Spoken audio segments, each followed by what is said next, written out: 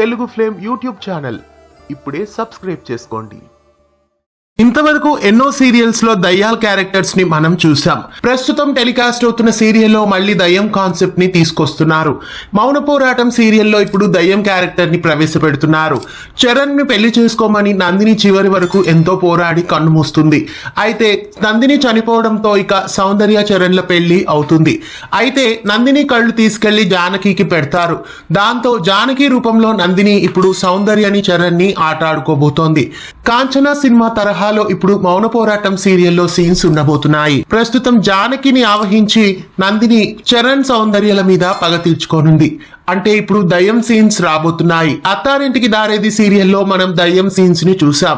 మళ్ళీ ఇప్పుడు మౌన పోరాటం సీరియల్లో దయ్యం సీన్స్ తో ప్రేక్షకులని అలరించబోతోంది. యమున నటించిన అన్వేషిత సీరియల్లో సస్పెన్స్ ని మనం ఎంతో చూసాం. మరి మౌన పోరాటం సీరియల్లో ఎలాంటి సస్పెన్స్ లు ఉండబోతున్నాయి?